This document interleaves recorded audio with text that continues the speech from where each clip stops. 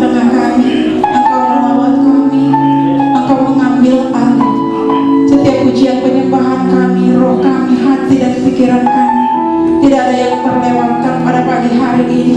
Dari depan sampai ke belakang Engkau menjamah setiap pribadi. Kuasa Tuhan turun atas setiap orang, dan kami percaya Engkau berbicara kepada kami. Kuasa-Mu yang besar ada di tempat ini Tuhan. Terima kasih Bapa, kami menghormati Engkau, kami menghormati Yesus di tempat ini. Berbicara kepada kami, bergerak di dalam kami dan di tengah-tengah kami seluas-luasnya. Ya Ramana Mahasakara Hurara Sikini Sikiara Bahus Sakara Bahus Sikiara Bahas Sakara Bahus Sikiara Bahas. Setiap kuasa ditundukkan, setiap kekuatan ditaklukkan di bawah satu nama yang berkuasa, nama Yesus yang berkuasa, nama Yesus yang berkuasa di surga dan di bumi, nama Yesus yang berkuasa di surga dan di bumi, nama Yesus yang berkuasa di surga dan di bumi, nama Yesus yang berkuasa di tempat ini. Api Tuhan ada di tempat ini, kemuliaan Tuhan ada di tempat ini, kuasa Tuhan yang membebaskan ada di tempat ini. Haleluya, haleluya, haleluya. Tuhan melawat kami, Tuhan mengurapi kami. Haleluya, di dalam nama Tuhan Yesus kami berdoa dan mengucap syukur. Haleluya, sama-sama kita katakan amin. Berikan kemuliaan yang meriah buat Tuhan Yesus. Haleluya. Silakan duduk Bapak Ibu Saudara.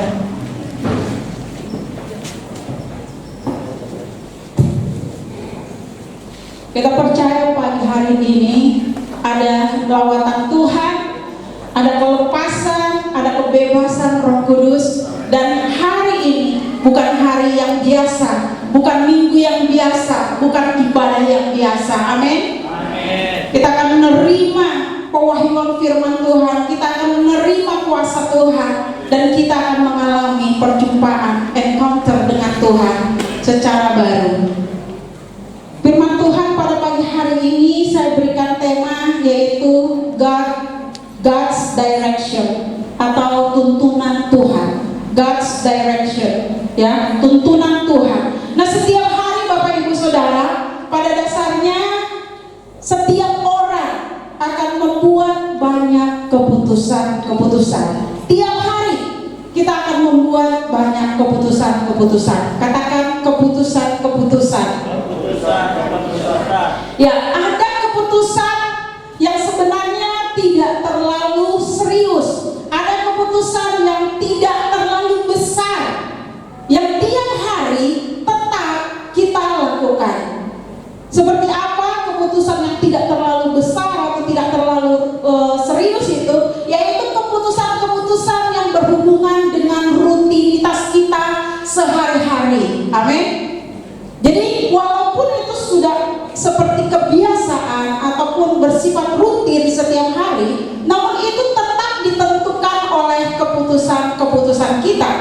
Di dalam hati kita, di dalam pikiran kita, kita tahu bahwa kitalah yang membuat keputusan-keputusan tersebut. Misalnya jam berapa kita akan bangun, ya. Tiap hari kita yang membuat keputusan jam berapa kita akan bangun.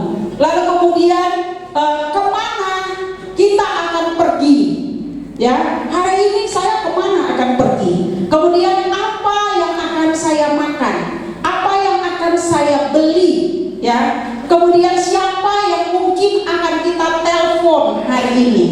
Kemudian baju apa yang akan saya pakai, dan lain-lain sebagainya. Itu adalah keputusan. Walaupun sepertinya kita tidak bergumul dalam membuat keputusan tersebut, kita tidak merenung atau memerlukan waktu yang panjang untuk membuat keputusan yang bersifat rutin, karena sifatnya keputusan itu bukanlah keputusan yang besar.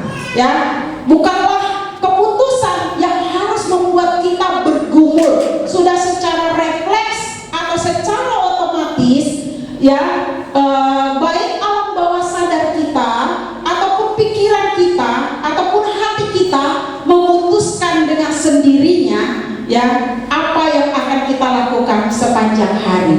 Nah itu kalau keputusannya bersifat rutin setiap hari. Tetapi di samping keputusan-keputusan yang bersifat rutin ini, sebagai manusia kita juga sering diperhadapkan atau dituntut untuk membuat keputusan-keputusan besar dalam kehidupan kita, yaitu keputusan yang dampaknya sangat serius dalam kehidupan kita.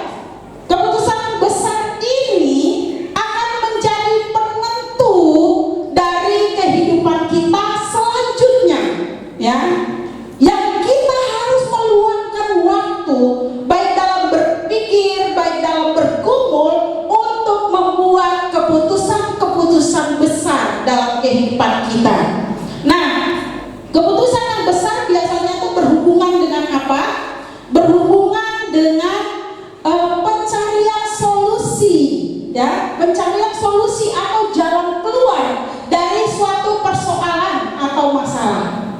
Itu keputusan besar. Kalau kita ada di dalam satu masalah, kita ada di dalam dilema, kita ada di dalam krisis, kita ada di dalam konflik, maka jalan keluar yang ingin kita ambil itu adalah suatu keputusan besar. Amin. Lalu kemudian soal apa lagi keputusan besar itu? Penetapan target atau goal atau visi di dalam hidup kita. Itu juga keputusan besar. Kemudian apa lagi? Mengenai tentang jodoh, dengan siapa kita menikah, itu adalah keputusan besar. Salah pilih jodoh, maka selanjutnya neraka bisa jadi terjadi dalam rumah tangga. Tapi kalau Kristus dihadirkan di dalam rumah tangga itu, maka damai sejahtera akan turun di dalam keluarga tersebut. Amin. Lalu kemudian tentang apa lagi? Pembelian barang-barang berharga.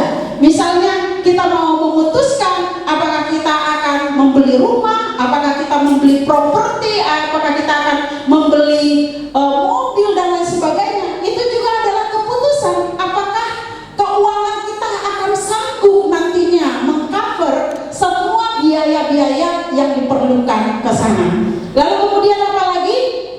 Mengenai bisnis atau karir, bahkan mungkin pelayanan baru apa yang harus kita kerjakan. Itu sifatnya adalah keputusan besar. Bagi orang-orang muda, jurusan apa yang akan saya ambil di dalam perkuliahan saya, di dalam pendidikan saya, apa yang saya akan kerjakan setelah ini, itu juga adalah keputusan besar. Katakan keputusan besar.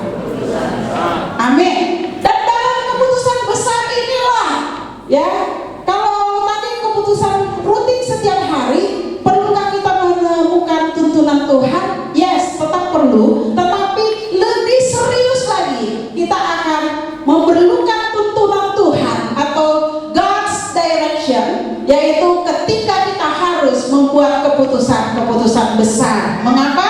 Kalau salah mengambil keputusan, maka juga masalah yang akan kita hadapi bisa menjadi lebih runyam atau lebih parah, atau bahkan konsekuensinya bisa bertahun-tahun kita alami sesuatu yang menekan hidup kita. Itu sebabnya kita memerlukan tuntunan Tuhan. Mari kita buka dalam Kisah Para Rasul 16 ayat yang ke-6 sampai ayatnya yang ke-12.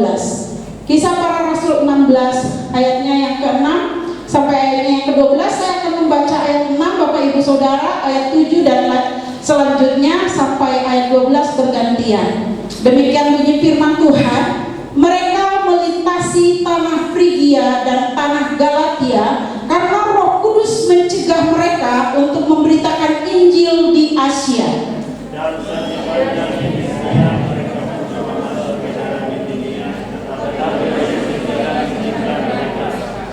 Setelah melintasi Misia, mereka sampai di Troas.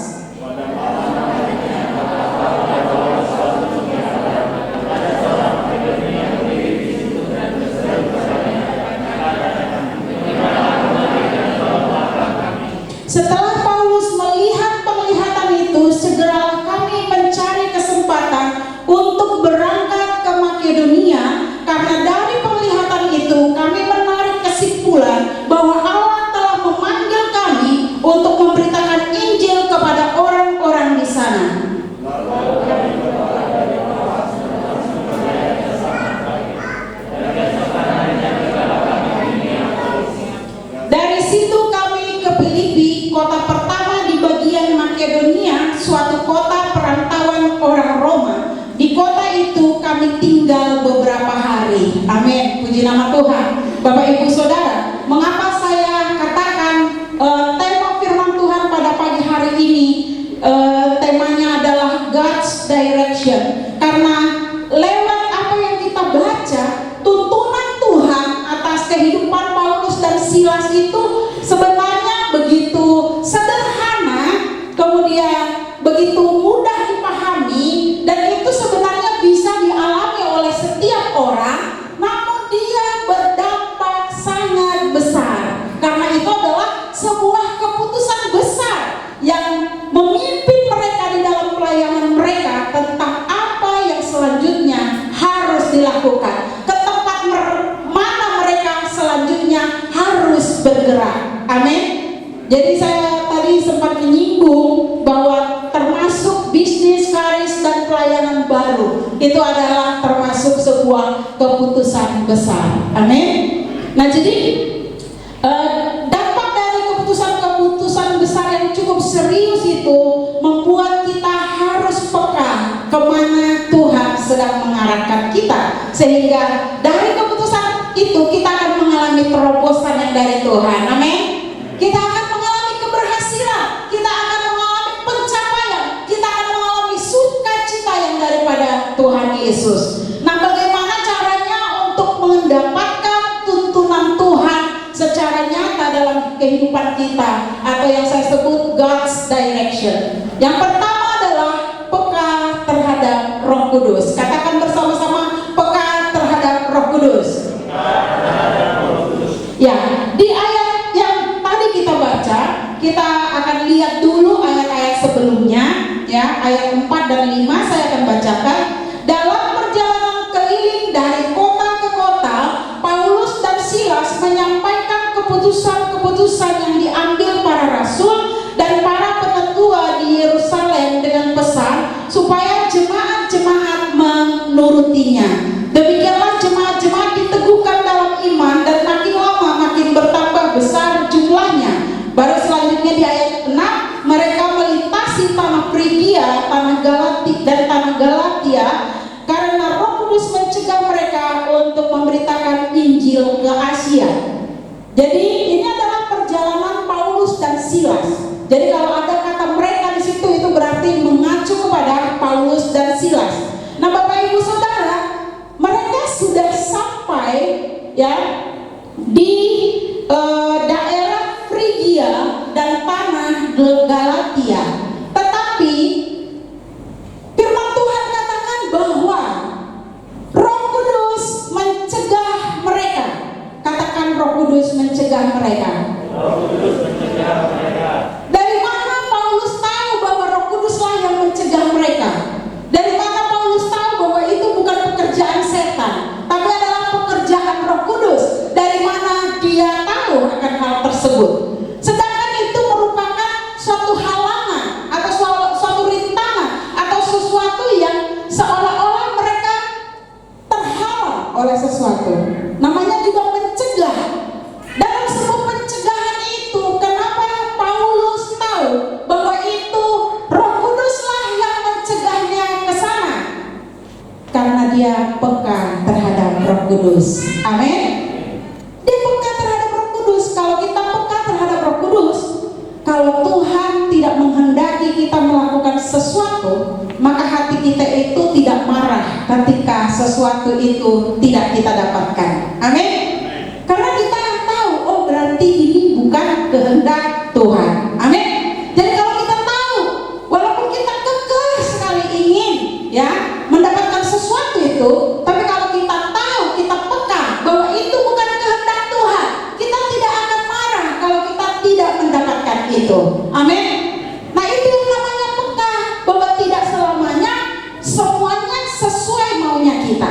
Ketika dicegah pun, Paulus tahu bahwa yang mencegahnya adalah Roh Kudus. Kenapa? Karena Paulus dan Silas bergaul karib dengan Roh Kudus, intim dengan Roh Kudus, dan peka yang mana pekerjaan Roh Kudus dan yang mana yang bukan pekerjaan Roh Kudus. Katakan amin. Di ayat yang ke-7, dan setibanya di Misia, mereka mencoba masuk ke daerah Bitinia, tetapi Roh Yesus tidak mengizinkan mereka. Sekali lagi, ya, dari daerah dikatakan di ayat 6 mereka dicegah untuk memberitakan Injil di Asia. Kalau dicegah di Asia, mulailah hati mereka bertanya-tanya, sebenarnya Tuhan maunya saya kemana, ya kan? Kalau ini saya tidak masuk, ya katakanlah universitas ini saya tidak masuk, pasti akan ada pertanyaan di hati kita. Kalau begitu kemana Tuhan mau saya masuk, ya? Kalau pekerjaan ini saya tidak masuk, ke pekerjaan mana sebenarnya Tuhan memimpin saya? Setiap orang pasti punya sikap yang seperti itu, akan bertanya lagi, kemana sebenarnya Tuhan Engkau memimpin saya? Lalu kemudian mungkin Paulus berpikir bahwa idenya adalah mari kita berangkat ke Misia, mari kita coba masuk ke daerah Bitinia. Tetapi sekali lagi Roh Yesus tidak mengizinkan mereka. Roh Yesus sama dengan Roh Kudus, amin. Jadi dua kali ya Roh Kudus cegah ke Asia dan tidak mengizinkan juga ke Bitinia. Demikian lagi Paulus akan bertanya di dalam hatinya, kemana Tuhan? Itulah sebabnya kalau keputusan itu adalah keputusan besar, memerlukan hati yang siap lagi untuk bertanya kembali, apa rencanamu dalam hidupku Tuhan? Apa yang Engkau mau saya lakukan saat ini Tuhan? Apa solusi atau jalan keluar yang harus saya kerjakan Tuhan? Yang harus saya ambil? Apa keputusan yang harus saya buat di situasi sekarang Tuhan? Walaupun tidak diceritakan, pasti hati Paulus bertanya, kalau bukan ke Asia, bukan juga ke Bitinia, lalu kemana sebenarnya Engkau akan memimpin kami? Dan kita tahu bahwa Paulus menyadari yang mencegah mereka adalah Roh Kudus, yang tidak mengizinkan mereka juga adalah Roh Kudus. Sebab itu tidak ada kesempatannya Paulus untuk marah, kecewa dengan keadaan, karena dia tahu bahwa setiap kali Roh Kudus mencegah dia melakukan sesuatu, itu adalah yang terbaik dari Tuhan. Amin. Ketika Roh Kudus yang menghalangi kita dan sedang mulai membelokkan jalan kehidupan kita ke suatu arah yang lain, kalau Roh Kudus yang mengerjakannya, semua akan baik-baik saja. Amin. Dan selanjutnya Bapak Ibu Saudara, dalam kehidupan kita harus juga seperti Paulus. Amin. Kita harus seperti Paulus, peka terhadap Roh Kudus. Apa yang Tuhan tidak kehendaki, kita akan berkata biarlah itu tidak terjadi. Amin. Supaya kehendak Tuhanlah yang terjadi di dalam kehidupan kita. Tuhan selalu rindu untuk menuntun kita setiap hari. Dia memberikan Roh Kudusnya kepada kita, dan Roh Kudus itu diberikan kepada kita untuk menyertai kita sampai kepada kesudahan zaman. Amin. Dan dia adalah penolong, dan dia adalah pribadi yang mengajar kita kepada seluruh kebenaran. Amin. Dan dia adalah pribadi yang menuntun kita kepada kebenaran. Amin. Selama kita peka kepada Roh Kudus, maka setiap keputusan yang kita ambil dan jalan-jalan hidup kita akan dituntun kepada kebenaran. Haleluya. Mari kita buka Yesaya 30 ayatnya yang ke-21. Yesaya 30 ayatnya yang ke-21. Baik, sudah ada di screen. Mari kita membaca 2-3 ya. Dan telingamu akan mendengar perkataan ini dari belakangmu, inilah jalan, berjalanlah mengikutinya, entah kamu menganan atau mengiring. Ini Tuhan yang bilang kepada orang Israel. Dan kamu akan mendengar suara dari belakangmu, ya, membisikkan di telingamu, inilah jalan, berjalanlah mengikutinya, entah kamu akan ke kanan ataukah ke kiri. Artinya apa? Tuhan siap untuk memberikan direction atau arah kepada kita melalui hubungan pribadi kita dengan Tuhan, supaya kita tahu apakah kita harus ke kanan atau ke kiri atau jalan terus. Amin. Ya, jadi simpelnya bagaimana cara untuk peka terhadap suara Roh Kudus. Ya, dengarkan apa yang disebut the still small voice. The still small voice, yaitu suara hati nurani yang lembut. Paling sering Roh Kudus sebenarnya akan bekerja di dalam hati kita, karena tempatnya Roh Kudus adalah di dalam hati. Dan kadang-kadang Roh Kudus itu berbicara bukan berteriak-teriak, karena dia adalah pribadi yang lembut. Jadi the still small voice, kalau di dalam Kisah Raja-Raja, dalam pengalaman Elia dikatakan dari angin sepoi-sepoi itu Tuhan berbicara. Itu angin sepoi-sepoi terus Tuhan bicara, kayaknya nggak masuk di akalnya. Tapi terjemahan yang sebenarnya dari yang namanya the still small voice itu Tuhan berbicara. Dari sini, dari hati kita Tuhan akan berbicara. Paling sering Roh Kudus akan berbicara dari dalam hati kita. Kalau kita berbuat salah, dia akan menasehati kita dari sini. Nggak bagus itu, ngapain kamu bilang kayak gitu tadi? Ya, sebelum orang lain dipakai oleh Tuhan untuk berbicara kepada kita, Tuhan selalu rindu bicara kepada kita personal. Ya, personal. Ya, memang Tuhan bisa memakai orang lain dan apa saja, tetapi paling sering Tuhan mau memakai hati kita. Pekalah terhadap hati nuranimu, Bapak Ibu Saudara. Amin. Dengarkan bisikan Roh Kudus dari sana. Seperti firman Tuhan ini dikatakan bahwa telinga rohani kita akan mendengar sebuah bisikan dari hati kita, yaitu inilah jalan, inilah dia, apa yang aku mau kamu kerjakan. Amin. Nah, jadi itulah tentunya juga yang dialami oleh Paulus ketika tidak bisa masuk ke sini, tidak masuk ke sini. Hatinya memberi kesaksian bahwa yang mencegah dia adalah Roh Kudus. Amin. Nah, jadi kuncinya adalah supaya kita bisa peka mendengar suara Roh Kudus. Jangan keraskan hati. Amin. Jangan keraskan hati.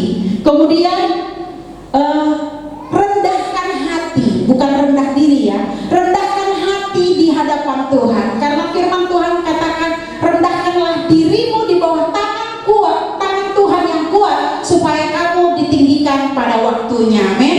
Kalau kita bingung dengan hidup kita, kalau kita sepertinya tidak melihat jalan keluar, kalau kita sepertinya tidak melihat titik terang, atau tidak melihat terobosan, malah mungkin terpuruk kepada keadaan yang lebih buruk, mari kita dengan rendah hati kita berkata, Tuhan, tolong saya, ajari saya bagaimana menyelesaikan ini. Tidak selama-lamanya doa kita minta materi, tapi kadang-kadang kita perlu meminta yang namanya petunjuk Tuhan. Amin. Petunjuk Tuhan, gimana caranya? Tuhan, apa solusi yang daripada Tuhan di situasi saya? Tuhan, kepada siapa saya harus bicara? Tuhan, kepada siapa saya harus sharing atau cerita persoalan saya? Tuhan, siapa yang akan Engkau pakai untuk menolongku? Ya, nanti dari dalam hati kita akan muncul sebuah petunjuk. Amin. Bisa jadi muncul nama seseorang, bisa jadi muncul sebuah ide. Sama seperti yang sering dikatakan oleh Pastor Jimmy, bahwa salah satu cara Tuhan untuk berbicara dengan kita adalah melalui ide. Amin. Jadi bisa muncul ide, bisa muncul nama sesuatu tempat yang sedang kita mungkin gumuli. Kalau kita berpikir kemana, maka nama sesuatu tempat muncul. Ya. Nah, jadi Bapak Ibu Saudara, pesan Tuhan pada pagi hari ini, lembutkan hati, dengarkan suara Roh Kudus dari dalam dirimu. Amin. Karena Tuhan terlebih dahulu akan memakai roh kita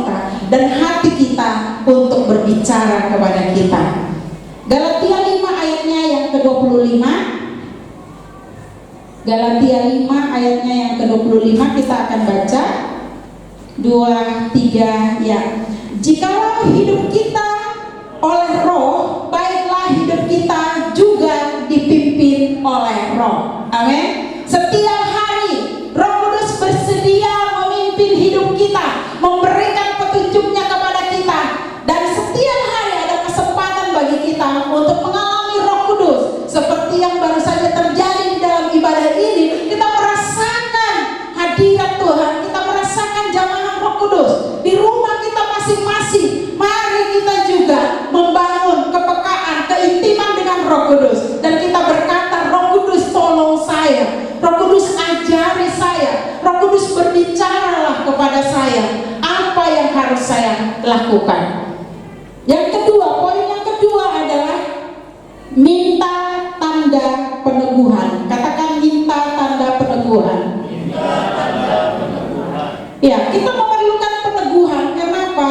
Karena kadang bukan Tuhan yang tidak sanggup, bukan Tuhan yang tidak yakin dengan rencananya yang luar biasa dalam hidup kita, tetapi kita yang tidak yakin, baik dengan diri kita ataupun dengan sesuatu yang kita dengar atau kita rasa di dalam hati kita. Contohnya, kalau kita menerima pesan dari Tuhan, berkatin orang ini, terus kita pasti masih rasionalisasikan, benar nggak itu ya, suara Tuhan nggak ya, atau maunya saya ya. Kadang-kadang kita disuruh Tuhan lakukan A, lalu kita mulai bimbang dengan itu, apakah itu suara Tuhan atau tidak. Lalu kita mulai berpikir, jangan-jangan suara setan, jangan-jangan itu kedagingan saya.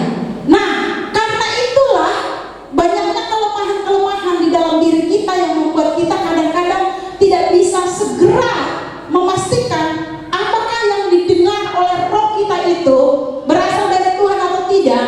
Kita memerlukan yang namanya tanda peneguhan dari Tuhan, konfirmasi daripada Tuhan. Amin. Mari kita lihat di Kisah Para Rasul yang tadi, yang kita baca, Kisah Para Rasul 16 tadi, dikatakan di ayatnya yang ke-9, pada malam harinya tampaklah oleh Paulus suatu penglihatan. Ada seorang Makedonia berdiri di situ dan berseru kepadanya, katanya, menyeberanglah kemari, tolonglah kami.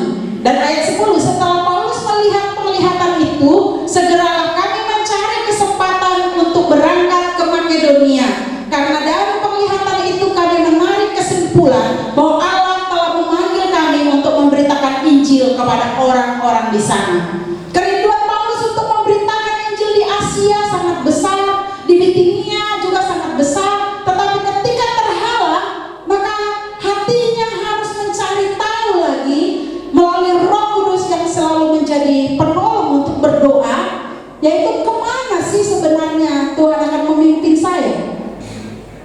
Bukan di sini, kemana?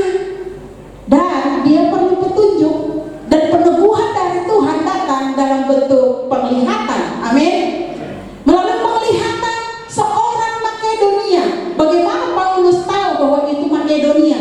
Nah, kalau penglihatan ataupun mimpi, entah bagaimana kita bisa tahu aja, walaupun mungkin belum pernah tahu tempat itu, kita tahu nama tempat itu di mana. Lalu kemudian orang itu berkata, menyeberanglah kemari, tolonglah kami.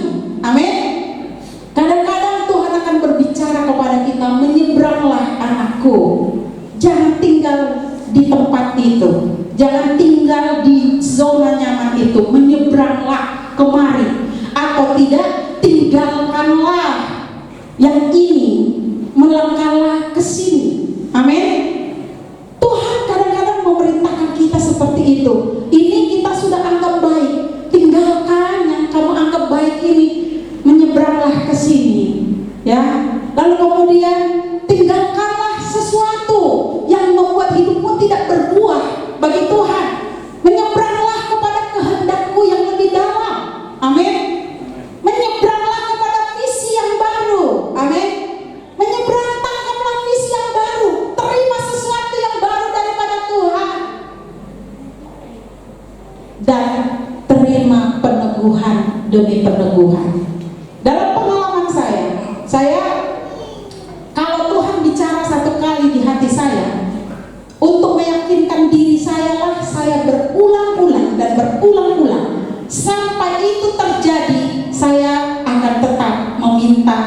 ada peneguhan dari Tuhan, terkhususnya untuk keputusan-keputusan besar.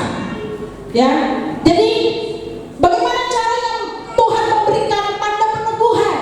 Yang pertama bisa lewat penglihatan seperti Paulus, yang kedua bisa melalui mimpi, yang ketiga bisa melalui nubuatan seseorang, termasuk Pastor Jimmy mengerjakan lagi hal-hal yang lebih besar di pelayanan, baik dalam bidang sekolah, karena ada peneguhan, tanda peneguhan dari Prophet Thomas Ceria yang memberikan nubuatan. Amin. Bahwa nubuatan juga adalah peneguhan dari Tuhan. Bisa juga melalui seseorang yang diutus Tuhan untuk berbicara melalui sharing atau nasihat pemimpin rohani. Ya, lalu kemudian melalui apa? Bisa melalui video, artikel yang kita baca, lalu Roh Kudus bersaksi melalui artikel tersebut berbicara kepada diri kita. Jadi sebenarnya untuk menerima tanda peneguhan bukan sesuatu yang sulit bagi kita. Kalau kita rindu, Tuhan pasti memberikannya. Amin. Suatu ketika bagaimana saya sebelum diutus ke NTT, bagaimana saya bergumul dan tahu bahwa kesanalah Tuhan mengarahkan saya. Ya, waktu itu Pastor Jimmy katakan kita akan mengutus utusan misi ke Tanjung Pinang dan Natuna. Hei, Tanjung Pinang dan Natuna sudah belasan tahun yang lalu dibicarakan. Sampai hari ini belum terbuka pintu bagi kita untuk pergi ke sana. Ya, saya heran sampai saya balik lagi keliling dari sini ke Jakarta, dari Jakarta ke NTT, balik lagi ke Batam, masih itu lagi. Jangan-jangan mungkin belum waktunya Tuhan, pintu dibukakan di sana.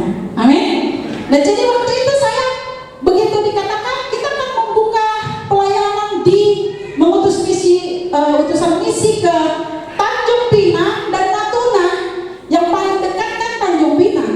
Dan karena dari dulu saya tahu panggilan saya adalah pelayanan sebagai hamba Tuhan, melayani di gereja dan juga dalam hal misi, maka saya merasa terpanggil dalam hal tersebut. Ya, lalu kemudian apa yang saya lakukan? Saya mulai berdoa, Tuhan, apakah kehendak-Mu saya untuk pergi ke salah satu di antara dua tempat yang disampaikan oleh pemimpin rohani saya. Dan saya mulai membeli peta Tanjung Pinang. Saya mulai tumpang tangan, saya mulai melihat semua nama-nama yang kecil-kecil ditulis di situ, dan saya mengetahui 1-2 jalan saya hafal. Saya tiap hari tumpang tangan, berbahasa roh, ya rabasye, bersyafaat. Lalu kemudian selanjutnya saya ingin mendapat peneguhan yang lain, yaitu saya harus melangkah ke Tanjung Pinang itu untuk merasakan atmosfer di sana. Apakah Tuhan berkenan dan apakah pintu akan dibukakan bagi saya di sana? Dan saya belum pernah ke Tanjung Pinang, apalagi pergi sendiri. Saya mengajak Pastor Hana untuk kami pergi semacam survei ke sana. Lalu saya akhirnya pergi ke sana. Sampai di pelabuhan saya ketemu tukang angkot. Saya katakan, Pak, bawa saya ke jalan ini. Saya sebutkan sesuai yang ada di peta yang pernah saya doakan, dan turunkan saya dan teman saya di tempat di mana kami bisa mengambil angkot lagi, dan kalau bisa di dekat rumah makan. Ya, dan diturunkanlah di tempat itu karena kami harus makan. Ya, harus makan. Jadi setelah turun dari angkot, saya tiba-tiba berdiri begini. Tapi sebenarnya saya sedang berbahasa roh. Dan saya mulai merasakan, saya melihat kota itu. Waduh, memang banyak di situ bangunan-bangunan yang kayaknya diterpelihara dari zaman-zaman penjajahan dulu. Tetapi tiba-tiba roh saya merasakan kentalnya budaya di sana itu membuat ya tidak terbuka pintu ya untuk pelayanan baru di sana. Dan di hati saya tidak ada konfirmasi damai sejahtera dari Roh Kudus. Ya, lalu kemudian setelah selesai saya makan bersama Pastor Hana. Lalu kemudian saya bilang, Hana, kamu tadi tahu jalan itu ngapain saudara? Tidak tahu. Nah saya akan cerita, tapi tolong jangan kasih tahu Pastor Jimmy dulu, karena saya tidak ingin menentang pemimpin. Nanti biar bagaimana caranya Tuhan yang akan berbicara kepada gembala senior kita. Saya bilang, oke. Saya bilang, tadi waktu saya berdiri, Tuhan katakan di dalam roh saya bahwa pintu tidak terbuka untuk pelayanan baru di Tanjung Pinang, tetapi sebaliknya Tuhan ingin mengutus saya ke tempat yang jauh, tapi saya nggak tahu di mana. Saya bilang, jadi saya tidak akan bilang sama Pastor Jimmy, wah saya nggak bisa diutus ke Tanjung Pinang. Tidak akan bilang seperti itu. Biarlah Tuhan yang ngomong. Saya bilang, biarlah Tuhan yang ngomong. Jadi saya bilang jangan pernah angkat bicara sama Pastor Jimmy sebelum Tuhan yang bergerak. Dan kemudian kami singkat cerita pulang, kami pergi ke Ramayana di sana. Kami lewatin jalan kaki sangat panjang ya. Dan kami tahu ada gereja di situ GBI, tapi kami memang belum berani mampir. Terus setelah itu kami pulang. Udah sore kita pulang. Terus saya mulai berdoa lagi untuk peneguhan. Kalau Tuhan bicara di dalam hati saya bahwa Tuhan akan memutus saya ke tempat yang jauh, biarlah dari Tuhan datang ya keputusan untuk menggerakkan pemimpin saya, benar-benar memutus saya ke tempat yang cukup jauh. Saya mulai berdoa seperti itu.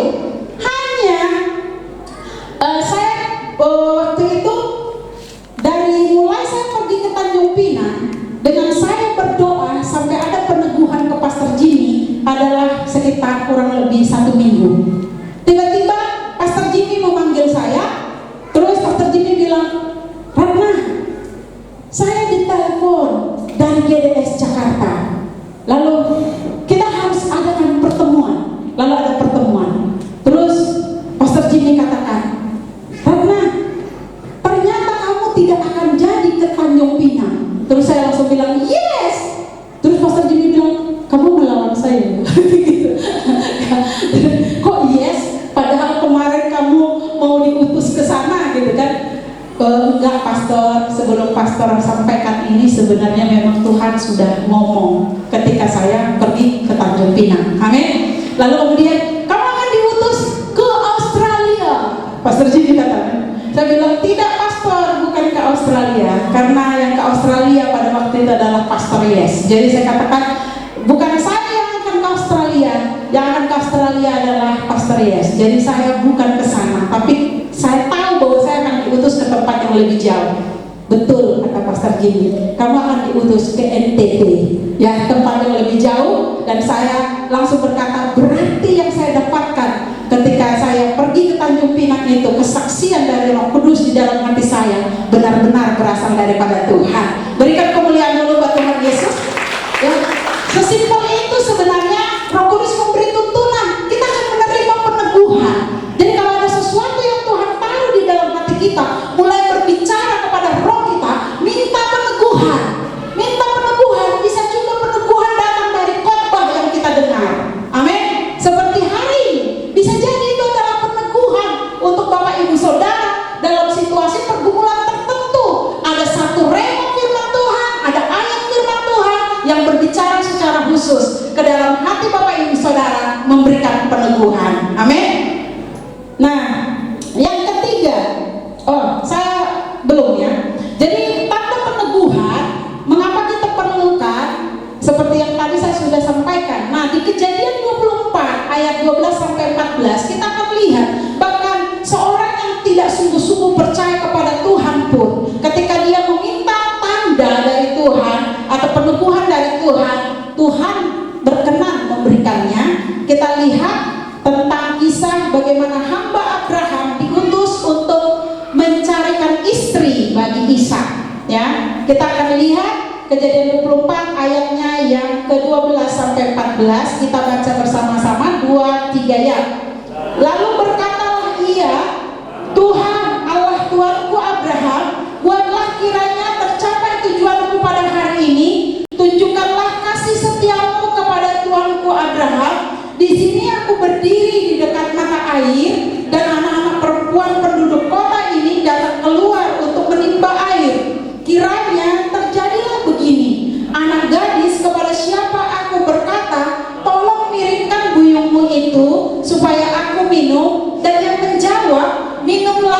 unta-untamu juga akan kuberi minum. Dialah kiranya yang kau tentukan bagi hamba Ishak, maka dengan begitu akan ku ketahui bahwa engkau telah menunjukkan kasih setiamu kepada Tuanku itu. Amin. Mengapa saya katakan hamba Abraham itu bukan orang yang percaya? Karena kalau suatu tugas khusus itu budak-budak yang sembarangan nggak akan dikasih tugas. Itu biasanya budak-budak yang sudah berpuluh-puluh tahun mengikuti tuannya dan sudah mendapat kepercayaan, seperti Ishak Yusuf, seperti itu. Jadi ini hamba Abraham ini kemungkinan adalah Eliezer, ya, Eliezer yang pernah dibicarakan, oh nanti yang akan mewarisi hartaku ini adalah Eliezer orang Damsyik itu, ya. Jadi dan dia dikatakan di sini Tuhan Allah Tuanku Abraham, ya. Dia nggak bilang Tuhan Allahku, enggak, ya. Tapi dia menganggap, ya, dia lihat majikannya punya Tuhan yang selalu disembah, lalu kemudian dia mulai berdoa kepada itu karena yang memberi dia instruksi adalah Abraham. Tuhan Allah Abrahamku, Tuhan Allah Tuanku Abraham, ya. Jadi dia belum menjadikan Tuhan itu, ya, kepunyaannya, ya. Nah, walaupun demikian, dia minta tanda, katanya di sini, kepada anak gadis siapa nanti aku bicara, tolong miringkan buyungmu itu supaya aku minum. Dan yang menjawab, minumlah, dan unta-untamu juga akan kuberi minum. Dialah kiranya yang kau tentukan bagi hambamu itu. Terus dijawab Tuhan di ayat yang ke-17 sampai 19. Kemudian berlarilah hamba itu mendapatkannya serta berkata, karena tiba-tiba Ribka muncul di sana, tolong beri aku minum air sedikit dari buyungmu. Jawabnya, minumlah Tuan. Maka segera diturunkannya buyungnya itu ke tangannya serta diberinya dia minum. Setelah ia selesai memberi hamba itu minum, berkatalah ia, baiklah untuk unta-untamu juga ketimba air sampai semuanya puas minum. Amin.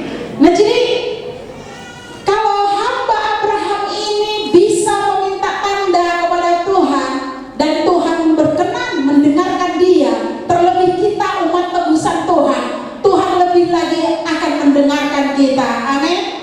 Kita harus percaya itu. Amin. Dan siapa lagi yang meminta tanda kepada Tuhan? Gideon dengan bulu domba, ya.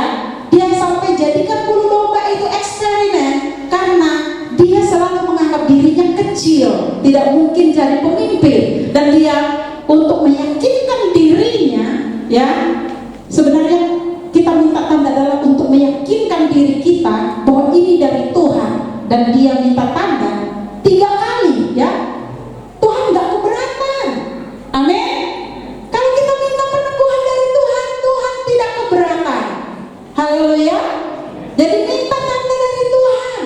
Apa yang Bapak Ibu Saudara harus lakukan, ya, di dalam kehidupannya?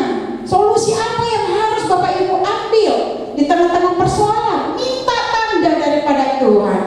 Dan saat-saat hari ini pun saya sedang minta tanda dong dari Tuhan, ya. Tuhan bicara kepada sesuatu tentang suatu tempat, dan saya masih meminta peneguhan-peneguhan dari Tuhan. Haleluya. Yang ketiga adalah lihat pintu yang dibukakan. Katakan, lihat pintu yang dibukakan. Ya, dari Kisah Para Rasul tadi, yang ayatnya yang dari Kisah Para Rasul 16 tadi, ya, ayat 11-12, lalu kami bertolak dari Troas dan langsung berlayar ke Samotrake, dan keesokan harinya tibalah kami di Neapolis. Dari situ kami ke Filipi, kota pertama di bagian Makedonia itu, suatu kota perantauan orang Roma. Di kota itu kami tinggal beberapa hari. Di ayat 10 dikatakan bahwa segeralah kami mencari kesempatan untuk berangkat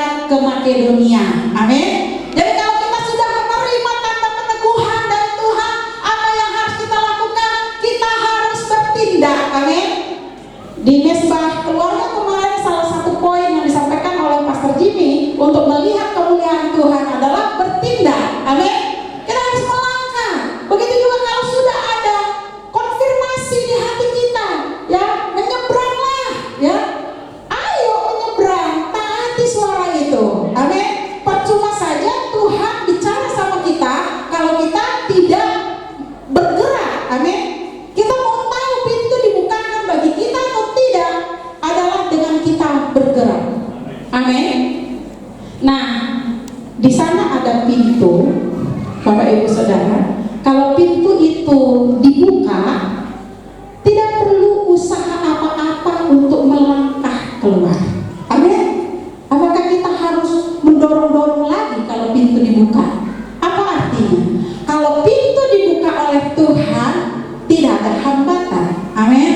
Tidak ada jalan buntu, tidak nubruk-nubruk, tidak mendobrak. Amin. Jadi dosen kami pernah katakan, jangan mendobrak pintu yang belum dibukakan. Jadi kalau kita selalu terbentur, itu artinya pintu belum dibukakan buat kita. Amin.